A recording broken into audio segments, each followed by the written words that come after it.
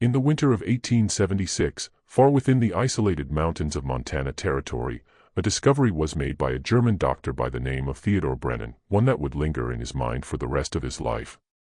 Located inside a remote cabin 23 miles from the closest settlement, he uncovered medical records showing that 5 generations worth of calculated inbreeding had occurred within a single Irish family.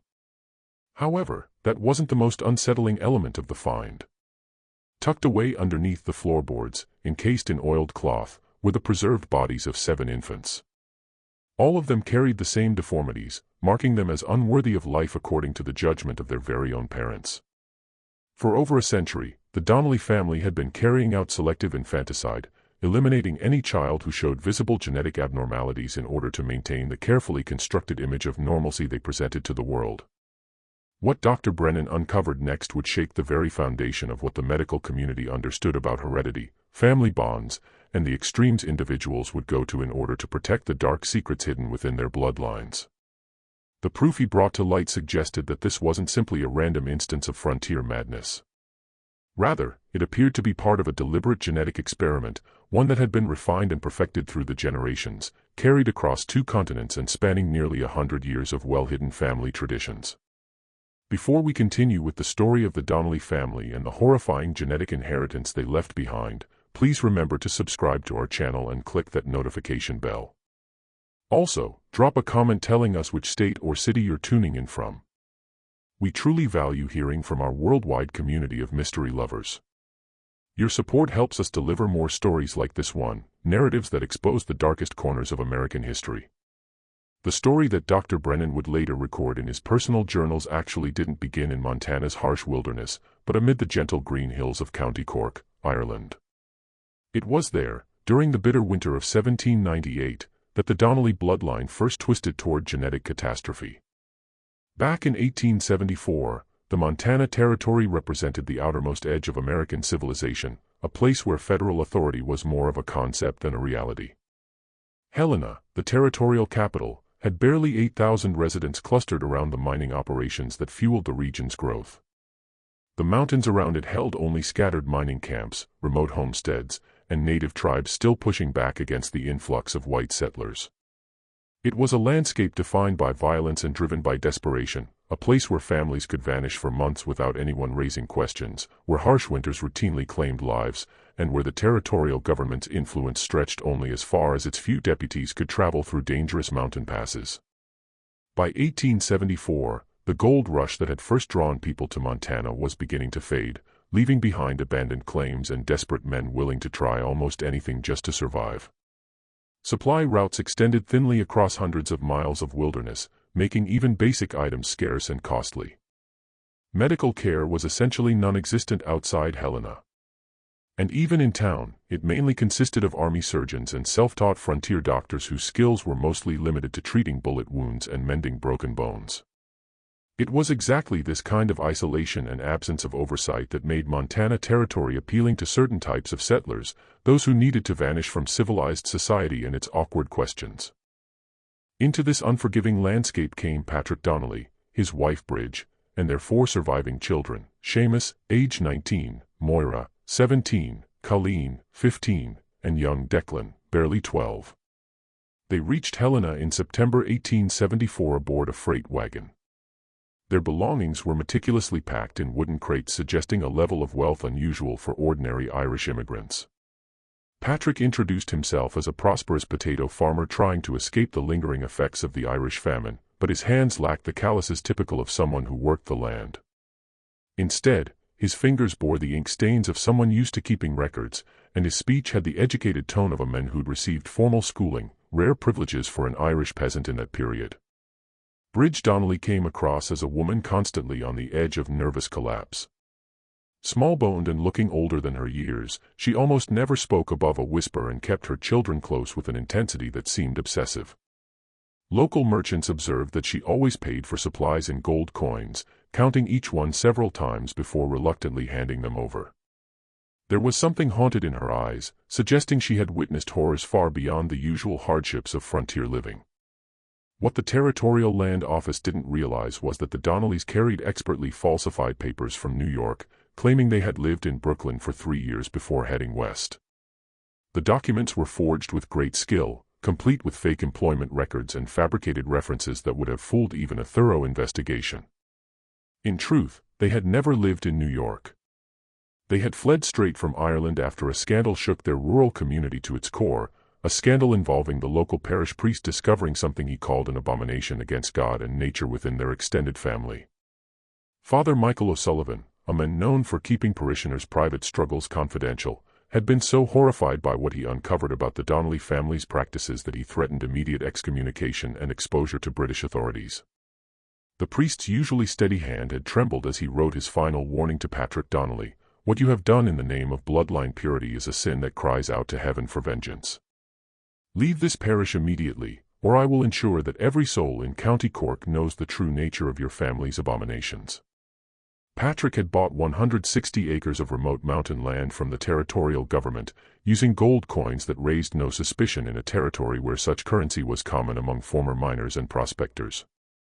The land sat in a narrow valley between two steep ridges, reachable only by a treacherous mountain trail that became completely impassable during the harshest winter months.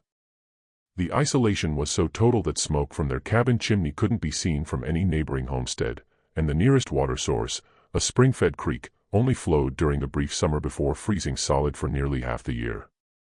The location was perfect for a family desperate to hide from the world.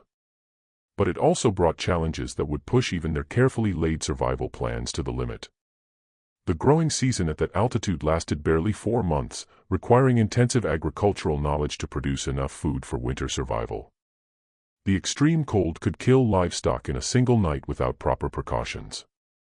And the psychological toll of total isolation for 6 months every year had driven many frontier families to madness or suicide. Yet the Donnellys built their homestead with the efficiency of people who had faced similar struggles before. Patrick and his sons constructed a sturdy log cabin with thick walls meant to hold and heat, small windows to reduce heat loss, and a complex system of interior partitions that could be closed off during the worst cold.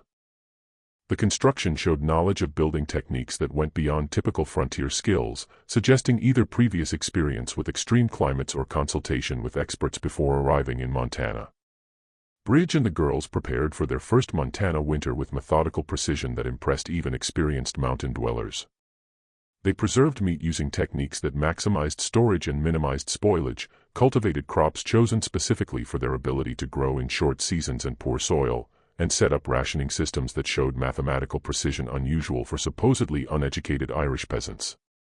But neighbors who occasionally encountered them during supply runs to Helena noticed peculiarities that set the Donnellys apart from other frontier families. The family members bore striking resemblances to one another, far beyond what was normal. Their pale blue eyes, sharp angular features, and unusually long fingers created an almost uncanny uniformity of appearance. The children displayed behavioral patterns that seemed both advanced and disturbing. They showed remarkable intelligence and self-discipline for their ages, but also wariness around strangers and a submission to parental authority that suggested fear rather than respect. Most unsettling were conversations overheard by Jake Harrison, the territorial mail carrier who made monthly runs through the mountain settlements. The family often spoke in Irish Gaelic, but even when using English, their discussions contained references to maintaining the purity of the line, the strength that comes from proper breeding, and the sacrifices necessary for family advancement. These weren't the typical concerns of frontier families fighting for basic survival. They hinted at deeper, more disturbing reasons for their isolated lifestyle.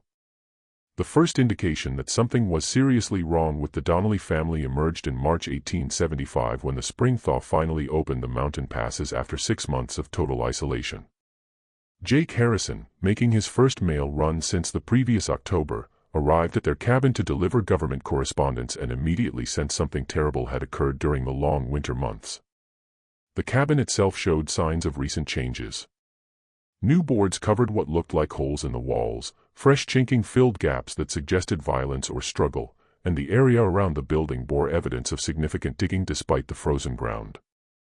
Most disturbing was the smell that hung over the entire homestead, a sickly sweet odor that Harrison recognized from his years of frontier experience as the lingering scent of death and decay. Bridge Donnelly met him at the door. Her appearance was so dramatically altered that Harrison initially didn't recognize her. The woman who had arrived in Montana just 6 months earlier as a nervous but relatively healthy frontier wife now looked haggard and hollow-eyed, her hands trembling with what appeared to be chronic anxiety.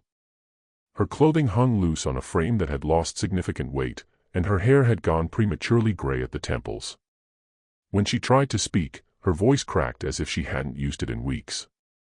The winter was difficult, she managed to whisper, glancing nervously toward the cabin's interior. We had complications. Harrison found the family in the midst of what appeared to be a difficult birth, with Bridge in active labor attended only by her teenage daughter, Moira.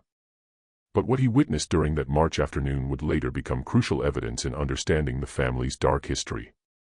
The scene was carried out with a clinical precision that suggested extensive previous experience with similar situations.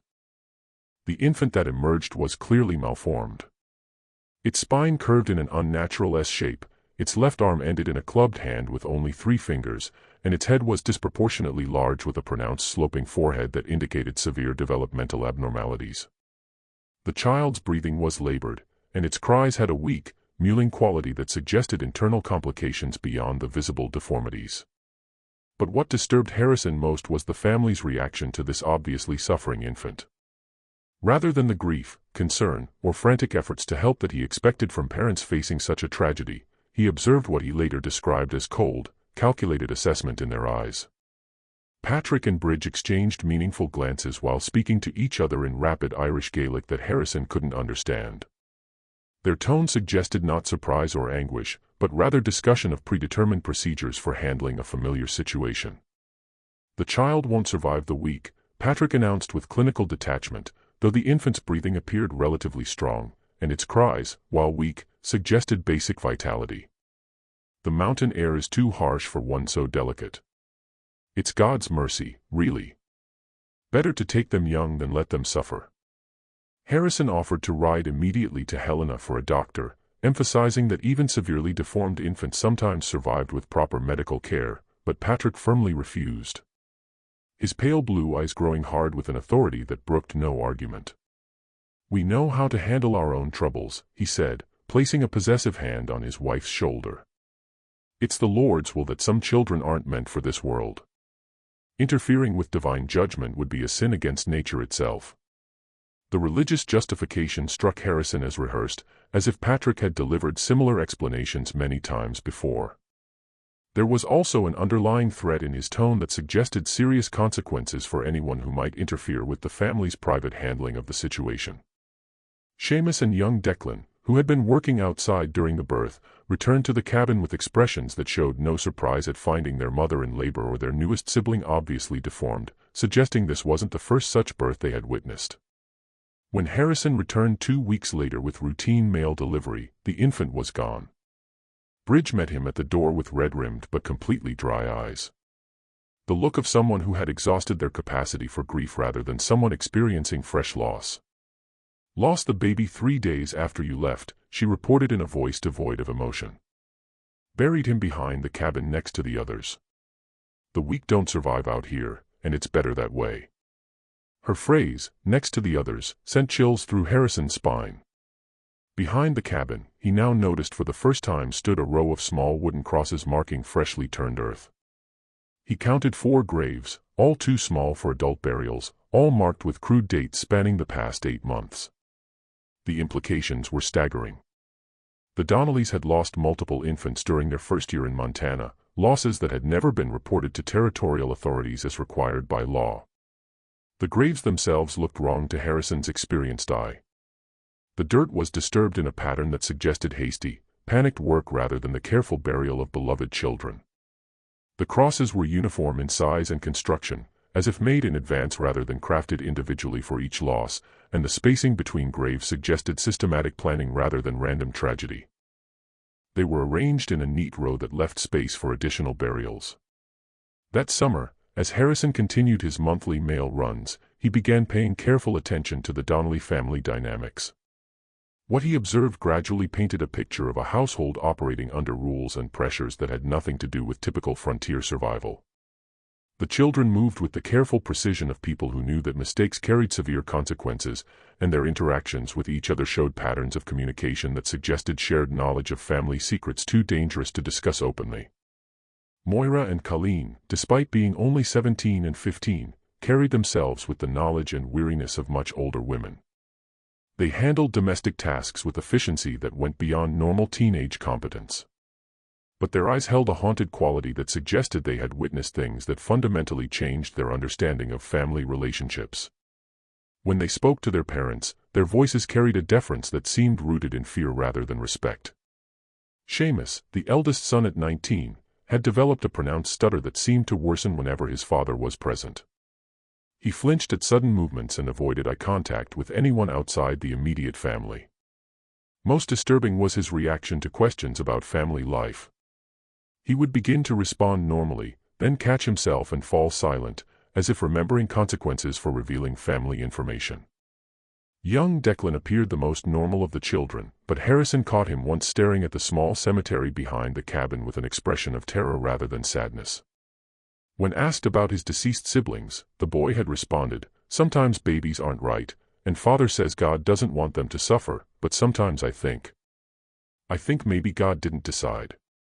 The child had immediately clapped his hand over his mouth as if realizing he had said something forbidden and refused to speak another word during Harrison's entire visit. Most disturbing were the conversations Harrison sometimes overheard when approaching the cabin quietly through the forest. The family spoke frequently about keeping the line pure, maintaining the strength of the blood, and the sacrifices our ancestors made to preserve what matters. They used Irish phrases that Harrison couldn't translate, but the tone suggested rituals or traditions that went far beyond normal family customs. There were references to the others back home, what happened to the weak ones, and most chillingly, discussions of which children show the signs and how to handle the imperfect ones. These conversations painted a picture of a family operating according to beliefs and practices that predated their arrival in Montana by many years, possibly generations. The isolated mountain homestead wasn't just a refuge from civilization. It was a carefully chosen location where the family could continue traditions that would be impossible to maintain under the scrutiny of normal community life. As 1875 progressed into its harsh winter months, the Donnelly family's isolation became complete once again. Snow blocked the mountain passes from November through March, cutting them off entirely from the outside world for the second time since their arrival in Montana territory. But it was during this second period of isolation that the true nature of their genetic legacy began to manifest in ways that would eventually draw the attention of territorial authorities and shock even the frontier's hardened residents. Dr. Theodore Brennan, the territorial physician who would later investigate the family, had arrived in Helena in October 1875, carrying with him medical texts and knowledge that represented the cutting edge of hereditary science. A graduate of the University of Vienna with additional training in Berlin and Edinburgh, Brennan had studied under physicians who were just beginning to understand the mechanisms of genetic inheritance. His medical library contained works by Francis Galton and other pioneers of what would later become known as genetics, giving him knowledge that wouldn't become common medical understanding for decades to come. Brennan had come to Montana territory not for adventure or profit, but to escape a professional scandal in Europe. His research into hereditary traits had led him to conclusions about human breeding that his colleagues found disturbing, and his vocal support for controlled reproduction to improve the human species had made him persona non grata in respectable medical circles. The frontier offered him anonymity and the freedom to pursue his scientific interests without institutional oversight. Ironically, the same freedom that had attracted the Donnelly family for their own disturbing purposes. During the winter of 1875 to 1876, Brennan received his first hint that something was seriously amiss in the mountain valleys when Jake Harrison arrived at his Helena office in February. Having risked the dangerous winter trail to seek medical consultation, Harrison described phenomena that defied his 8 years of experience in the Montana wilderness. Strange lights seen coming from the Donnelly cabin at odd hours of the night, smoke patterns that suggested fires being burned at unusual times and temperatures, and most disturbing of all, sounds that carried across the frozen landscape during the still winter nights. "Doctor," Harrison said, his weathered face creased with worry and confusion. "I've been carrying mail through these mountains for 8 years. I know the difference between normal frontier hardship and something genuinely wrong. What I'm hearing from the cabin in the dead of winter, It's not the sound of people dealing with ordinary troubles. There's crying that goes on for hours, then stops so suddenly it's like someone threw a switch. And there's singing, if you can call it that doesn't sound quite human. The melody is wrong, like it's meant for voices that don't work the same way ours do. Harrison also reported visual phenomena that troubled his practical frontier sensibilities. The Donnelly cabin showed lights burning at times when fuel conservation should have been critical for winter survival. The patterns of illumination suggested activities requiring sustained light during the darkest hours of night, activities that didn't match normal family routines. Most disturbing were the occasions when Harrison glimpsed figures moving outside the cabin during blizzard conditions that should have made outdoor activity impossible. Figures that seemed unusually tall or moved with gaits that didn't look entirely human in the shifting snow and shadows. Brennan's medical instincts were immediately aroused by Harrison's descriptions, but the winter weather made any journey to the Donnelly homestead absolutely impossible. The mountain passes were blocked by snow depths that made travel suicidal, and even if he could have reached the cabin, winter emergency visits were typically requested only for life-threatening situations that couldn't wait for spring. The Donnelly family had never requested medical assistance despite the obvious health problems Harrison had described. Instead of attempting a dangerous winter journey, Brennan began researching Irish immigration records and territorial archives, looking for any available information about the family's background and previous medical history. What he discovered raised more questions than answers and painted a picture of systematic deception that suggested the family's problems went far deeper than simple frontier hardship. The Donnellys had claimed to be from County Cork, Ireland, fleeing poverty and crop failures that affected rural Irish communities throughout the 1860s and early 1870s.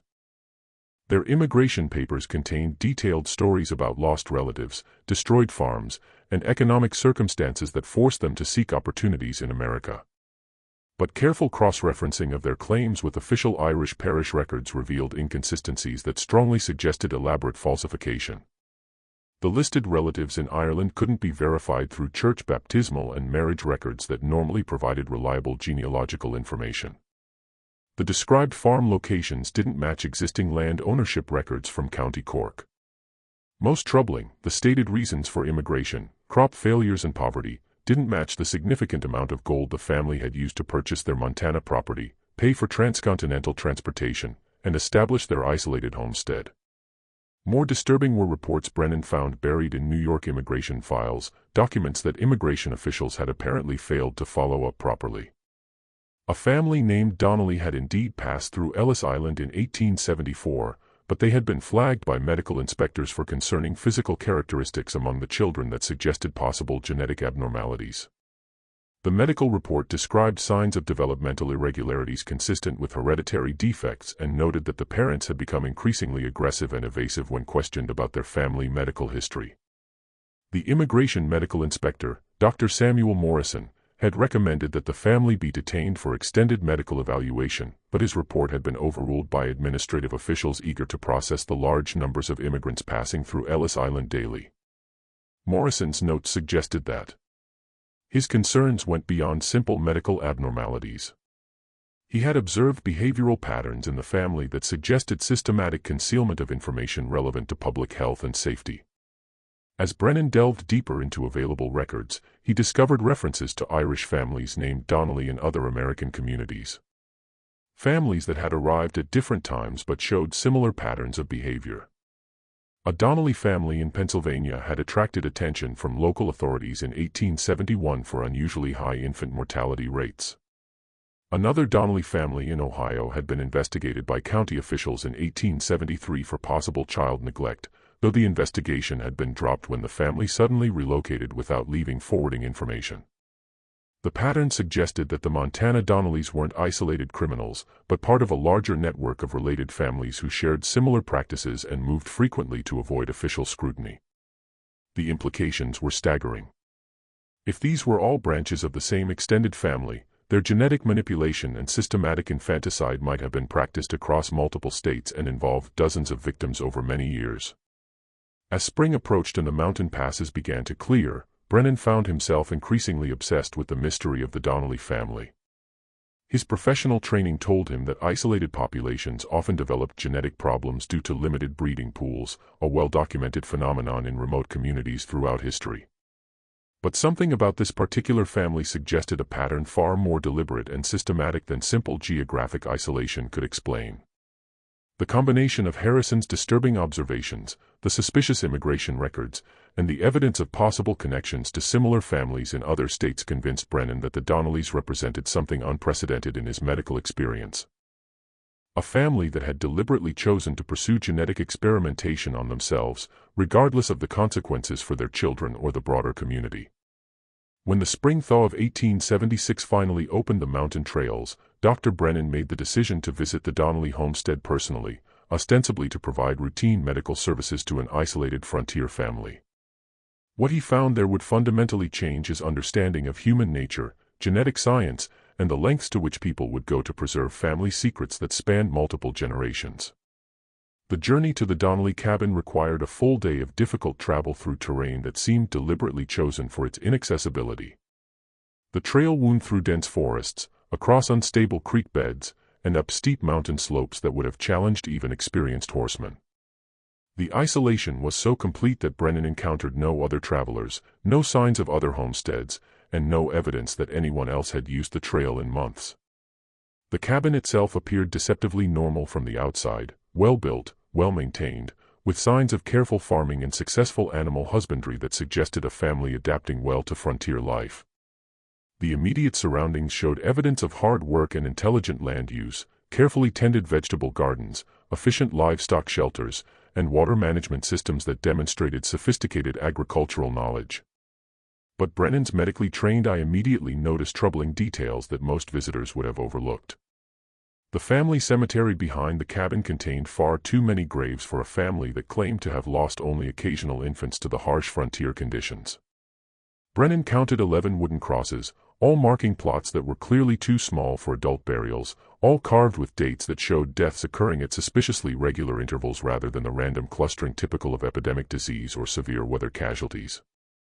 The graves themselves were arranged in neat rows that suggested systematic planning rather than desperate responses to unexpected tragedies. More disturbing was the evidence of recent expansion in the cemetery area. Fresh tool marks in the surrounding trees and recently moved earth suggested that additional grave sites were being prepared in advance. Preparations that implied the family expected future deaths rather than hoping to avoid them. The crosses marking existing graves showed similar construction and weathering patterns, as if they had been made in batches rather than individually crafted for each deceased child. Patrick Donnelly met him at the cabin door with a mixture of frontier hospitality and barely concealed wariness that immediately set Brennan's professional instincts on edge. The family patriarch had aged dramatically since Harrison's descriptions from the previous year. His hair had gone completely white despite his apparent age of 45, and deep lines creased his face in patterns that suggested chronic stress rather than normal aging. His hands trembled slightly when he thought no one was watching, and his eyes held a haunted quality that Brennan recognized from patients suffering from severe psychological trauma. "We don't need a doctor here," Patrick said with forced firmness. But his voice carried less conviction than his words suggested. "We've always handled our own troubles, just as our families did in the old country. Bringing outsiders into family matters only complicates situations that are better resolved through traditional methods." Bridge appeared behind her husband, and Brennan was shocked by the extent of her physical deterioration since Harrison's previous descriptions. The woman who had given birth just over a year earlier now looked gaunt and hollow-eyed, her frame so thin that her clothing hung like drapes over protruding bones. Her hands showed a constant tremor that could have indicated neurological problems, chronic malnutrition, or psychological stress severe enough to cause physical symptoms. When she attempted to speak, Patrick silenced her with a sharp look that suggested years of practiced dominance and consequences for disobedience that went beyond normal marital authority. But it was the children who provided the most disturbing evidence of the family's dark secrets and abnormal lifestyle. Moira, now 18, was clearly pregnant again, her condition advanced enough to suggest conception during the isolated winter months when no outsiders could have been present. The implications of this timing, combined with the family's isolation and unusual genetic patterns, raised questions that Brennan found professionally and personally disturbing. Colleen, now 16, showed signs of premature physical development that seemed accelerated beyond her chronological age. Her adult features appeared fully formed in ways that suggested hormonal abnormalities, possibly related to genetic factors or environmental influences. More troubling was her behavior around her parents. She displayed a combination of maturity and submissiveness that suggested experiences inappropriate for someone her age. Most disturbing was young Declan, now 13, who had developed pronounced physical abnormalities since Harrison's previous visits. The boy's facial features showed clear asymmetry, with one side of his face appearing normally developed while the other showed signs of arrested growth or malformation. He walked with a pronounced limp that suggested spinal curvature, and his hands showed the elongated fingers and unusual joint flexibility that Brennan recognized as possible indicators of genetic connective tissue disorders. During his brief initial visit, Brennan observed family dynamics that defied normal social conventions and suggested psychological pressures that went far beyond typical frontier hardships. The older children deferred to their parents with a combination of fear and resignation that indicated consequences for disobedience far more severe than normal parental discipline. Their movements were careful and calculated, as if they had learned through experience that spontaneous behavior could trigger unpredictable and dangerous responses. Seamus, the eldest son at 20, avoided eye contact with both his parents and the visiting doctor. His pronounced stutter had worsened to the point where he could barely communicate, and he seemed to be fighting some internal struggle that left him visibly agitated throughout Brennan's visit. When asked direct questions about family life or his own health, Seamus would begin to respond normally, then catch himself mid-sentence and fall silent, as if remembering severe consequences for revealing family information to outsiders. The family's living arrangements also struck Brennan as abnormal for typical frontier households. The cabin's interior was divided into more separate spaces than necessary for privacy alone, with heavy curtains and locked doors that seemed designed to conceal activities rather than simply organize family life. Sounds from other parts of the cabin suggested ongoing activities that the family didn't want their visitor to observe.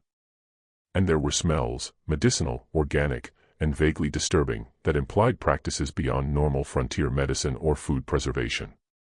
As Brennan prepared to leave after his initial assessment, Patrick pulled him aside with an urgency that bordered on desperation. His manner suggested a man wrestling with competing desires to maintain family secrets and seek help for problems that had grown beyond his ability to manage alone. "Doctor," Patrick whispered, glancing nervously toward the cabin to ensure they weren't overheard by family members. "If I were to tell you that sometimes God tests families in ways that require terrible choices, would you understand what I mean? Would you be able to help without asking questions that might bring trouble to people who are already suffering?" Before Brennan could formulate a response, Patrick continued with increasing agitation. "Our bloodline carries great strength, but it also carries complications. We've learned to manage these complications through methods that our fathers and grandfathers developed over many generations. These methods have worked for us in the old country, but here in Montana, people ask different kinds of questions. They expect things that we cannot provide without revealing practices that wouldn't be understood by those who don't share our particular burdens." The implications of Patrick's carefully worded confession sent chills through Brennan's professional composure. He was beginning to understand that the Donnelly family's isolation wasn't just about avoiding social scrutiny for unusual behavior. It was about hiding systematic practices that would horrify even the frontier's rough-and-tumble society, practices that had been refined and perfected over multiple generations before being transplanted to the American wilderness. 2 months after his initial visit, Dr. Brennan received an urgent message from Jake Harrison that would force him to confront the full horror of the Donnelly family's genetic legacy.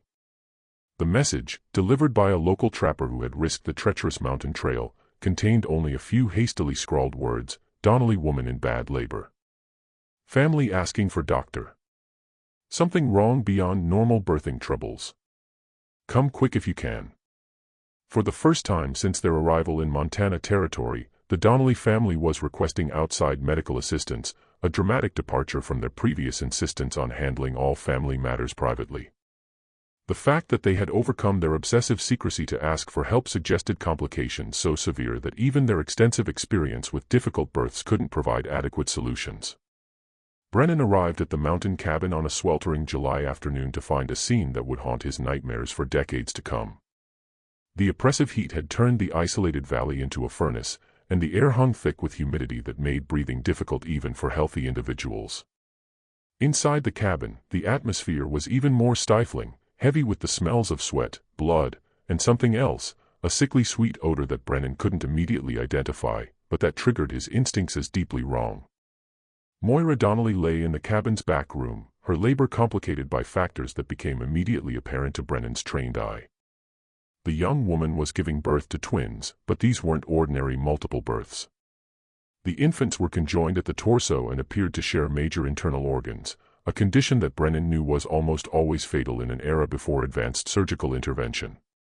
But what shocked him most wasn't the medical complexity of the situation, but rather the family's reaction to this obviously catastrophic development.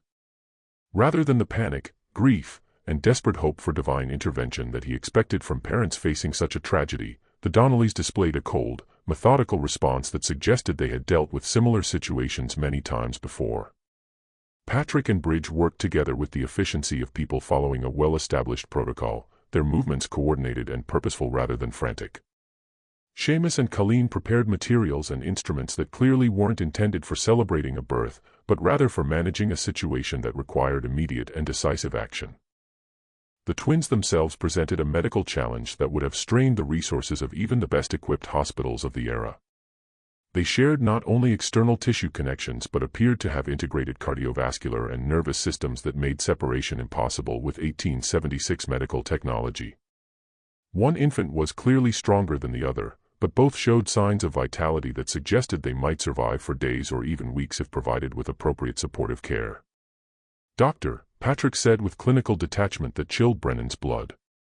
"We need you to tell us honestly whether they can be separated, whether there's any medical procedure that might allow one of them to survive as a normal child." As Brennan began his examination of the conjoined twins, he noticed something that made his blood run cold. Hidden beneath the birthing bed were leather-bound journals filled with detailed drawings and notes documenting similar births over what appeared to be many decades. Page after page showed careful anatomical sketches of infants with various deformities, cleft palates, missing limbs, spinal malformations, extra digits, and conditions that Brennan had never seen illustrated with such clinical precision. Each drawing was annotated with notes in Irish, Gaelic, and English, dated entries that spanned several decades and multiple geographic locations. Some entries included detailed descriptions of remedial measures taken to address these genetic complications, using terminology that suggested medical knowledge far beyond what typical frontier families would possess. The dates and locations of the documented births created a pattern that traced the family's movements across Ireland and America over more than 50 years. Most disturbing were the detailed anatomical studies that accompanied each birth record. The illustrations showed not just the external deformities, but also speculative internal anatomy, potential survival prospects, and what the notes euphemistically called quality of life assessments. The clinical language couldn't disguise the fact that these records documented systematic evaluation of newborn infants for traits that the family considered acceptable or unacceptable for survival. Bridge noticed his discovery and spoke for the first time since his arrival. Her voice carrying the weight of generations of terrible knowledge. "The bloodline must be kept pure, Doctor. Weakness cannot be allowed to spread and contaminate future generations. Our family learned this truth through hard experience over many generations back in the old country. What looks like cruelty to outsiders is actually mercy, both for the children who would suffer and for the family line that must be preserved." Her words were delivered with the conviction of someone reciting fundamental religious doctrine. But the doctrine she described involved principles of human breeding that violated every standard of medical ethics and human decency that Brennan had learned during his professional training. The Donnelly family wasn't just practicing infanticide. They were conducting systematic genetic experimentation on their own children, using principles of selective breeding that treated human beings as livestock to be improved through careful culling of undesirable traits. The leather journals contained additional evidence that revealed the true scope of the family's genetic manipulation. Hidden within the medical records were genealogical charts that traced the Donnelly bloodline through multiple generations, showing patterns of intermarriage between closely related family members that explained the high frequency of genetic abnormalities among their children. The charts revealed that Patrick and Bridge weren't just husband and wife. They were also first cousins, continuing a pattern of deliberate inbreeding that extended back through 5 generations of carefully planned marriages designed to concentrate what the family believed were superior genetic traits. The genealogical documentation showed that the practice had begun in Ireland during the early 1800s, when Patrick's great-grandfather had become convinced that the Irish people could be improved through selective breeding similar to the agricultural techniques used to develop superior livestock. The family had justified their systematic inbreeding through a twisted interpretation of biblical genealogies and pseudoscientific theories about racial superiority that had gained popularity among certain educated classes in Europe during that era. As Brennan continued examining the twins and studying the family's medical records, he realized he was witnessing the culmination of a genetic experiment that had been conducted across multiple generations with complete disregard for the suffering it caused. The conjoined infants struggling for breath in their makeshift cradle represented not a random tragedy, but the inevitable result of decades of systematic genetic manipulation that had finally produced abnormalities too severe to be hidden or rationalized away. Just when we thought we'd seen it all, the horror in the Montana mountains intensifies. If this story is giving you chills, share this video with a friend who loves dark mysteries. Hit that like button to support our content, and don't forget to subscribe to never miss stories like this. Let's discover together what happens next in this disturbing tale of genetic manipulation and family secrets that spans generations of deliberate human experimentation. The immediate crisis of the conjoined twins forced Brennan to make decisions that would haunt his conscience for the rest of his career. The infants were clearly suffering, their shared cardiovascular system struggling to support 2 separate bodies, their breathing labored and irregular. Medical intervention was impossible with the primitive equipment available in the isolated mountain cabin. But allowing them to suffer without attempting some form of relief violated every principle of medical ethics that Brennan had sworn to uphold. As Dr. Brennan studied the hidden journals through the night while the conjoined twins fought for their lives, the true scope of the Donnelly family's genetic manipulation became terrifyingly clear. The records documented not just 5 generations of selective breeding and systematic infanticide, but a comprehensive program of human experimentation that had been practiced with scientific precision for over a century.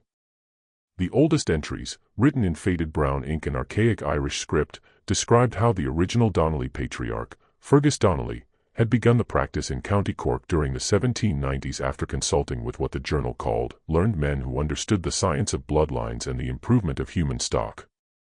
These early entries revealed that Fergus had been influenced by agricultural breeding theories that were becoming popular among progressive farmers of the era, men who had achieved remarkable success in developing superior breeds of cattle, horses, and sheep through careful selection and controlled mating. Fergus had become convinced that the same principles could be applied to human reproduction to create what he termed a perfected Irish bloodline that would be superior in intelligence, physical strength, and moral character to the degraded peasant stock.